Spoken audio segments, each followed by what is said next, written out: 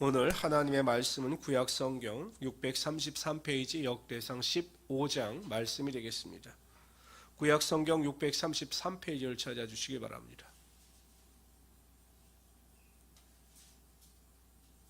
구약성경 633페이지 역대상 15장 말씀이 되겠습니다.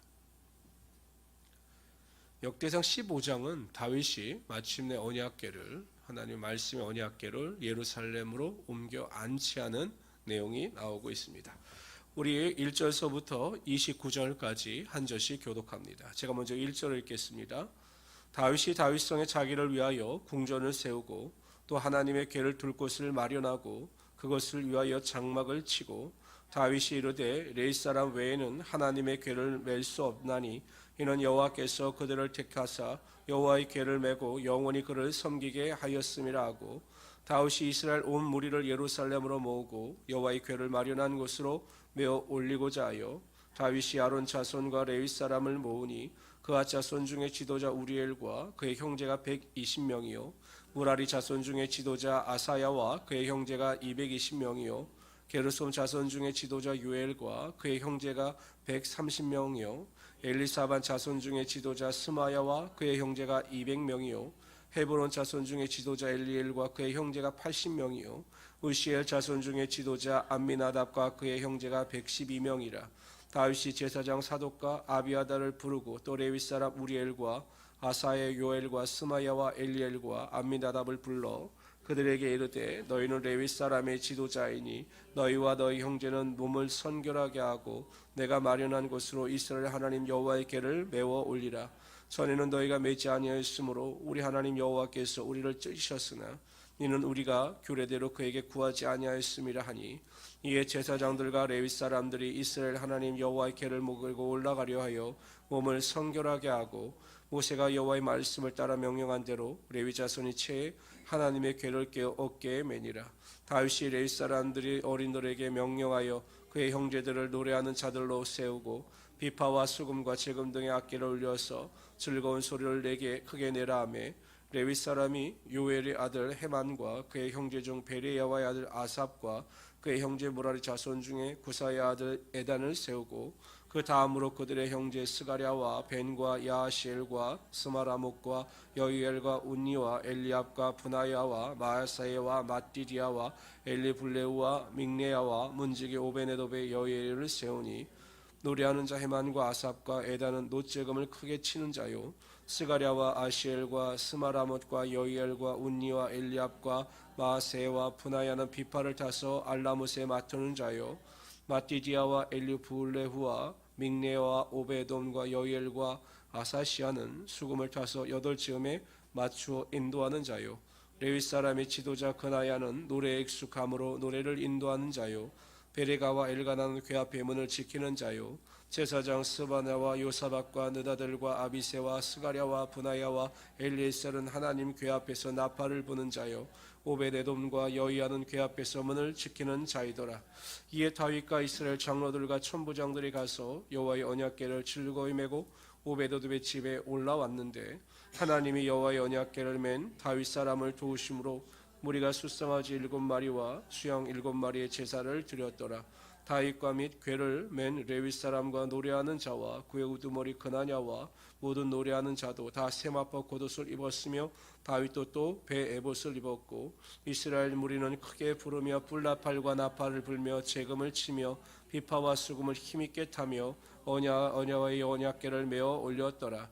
여호와의 언약궤가 다윗성으로 들어올 때 사울의 딸 미갈이 창으로 내다보다가 다윗 왕이 춤추며 뛰노는 것을 보고 그 마음에 업신 여겼더라.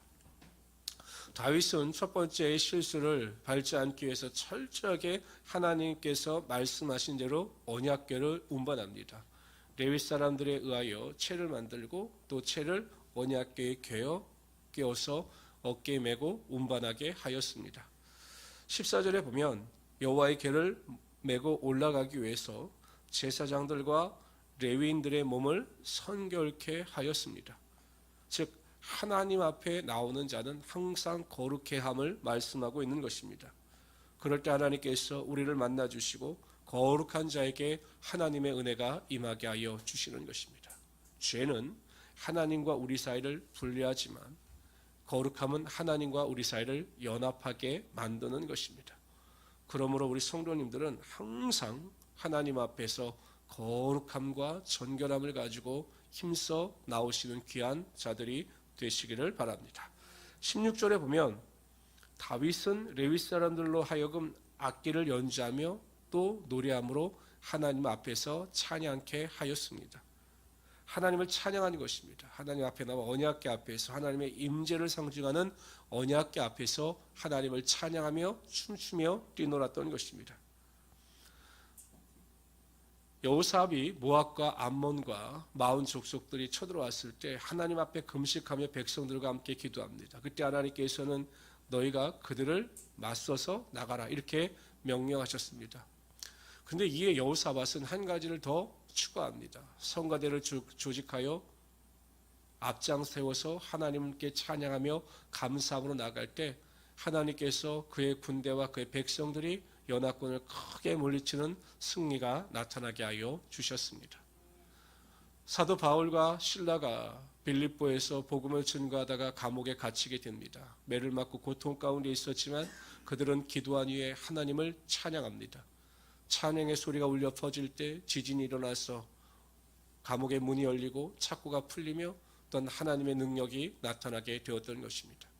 이처럼 우리가 하나님을 찬양할 때 그 찬양을 통해서 하나님은 그 찬양을 받아주시고 그 찬양 가운데 하나님의 역사와 하나님의 능력이 반드시 나타나게 하여 주시는 것입니다. 우리가 찬양할 때 문제도 해결되고 우리가 찬양할 때 마음속의 우울과 슬픔도 반드시 떠나가게 되는 것입니다. 그래서 우리 모든 성도님들은 상황이 어떠하든지 간에 상황의 지배와 구속을 받는 것이 아니라 입술과 마음을 통하여 하나님께 영광과 찬송을 돌림으로 하나님의 큰 기적과 능력을 맛볼 수 있는 우리 성도들이 되시기를 주님의 이름으로 축원합니다. 그러나 29절에 보면 미갈은 춤추며 뛰노는 다윗의 모습을 보면서 왕이 채통을 지키지 못했다라고 그를 업신 여겼습니다. 어떻게 왕이 저렇게 일반 백성들과 같이 뛰놀면서 왕으로서의 권위를 상실한 것인가 라고 그를 업신 여겼습니다. 그러나 여러분, 하나님 앞에서 우리는 다 어린아이와 같은 것입니다. 하나님 앞에서 왕도 신하도 다 필요 없는 것이죠. 권력도 명예도 물질도 다 필요 없는 것입니다. 우리는 어린아이와 같은 마음을 가지고 하나님을 섬길 수 있어야 한다는 것이죠. 그럴 때 하나님께서 그 마음과 그의 삶의 태도를 받아주셔서 하나님의 자녀로서 바른 길을 걸어가게 하시며 우리의 삶에 하나님의 인도하심과 보호하심이 반드시 나타나게 하여 주시는 것입니다. 이 다윗을 비난한 일로 인하여 미갈은 평생 자녀가 없이 사는 하나님의 징계와 심판을 받았습니다. 우리 성도들은 항상 낮은 마음을 가지고 어린 아이와 같이 하나님만을 바라보고 앙망하면서 하나님을 섬기는 우리 성도들이 되시기를 바랍니다. 오늘 하루도 여러분 하나님 안에서 하나님, 제가 어린아이와 같이 순결하고 순수한 믿음을 가지고 하나님만을 섬기는 하루가 되게 하여 주시고 감사함으로 하나님을 찬양하는 하루가 되게 하여 주시옵소서. 이렇게 결단하시고 믿음 안에서 하나님께 영광 돌리는 하루가 되시기를 주님의 이름으로 축원합니다.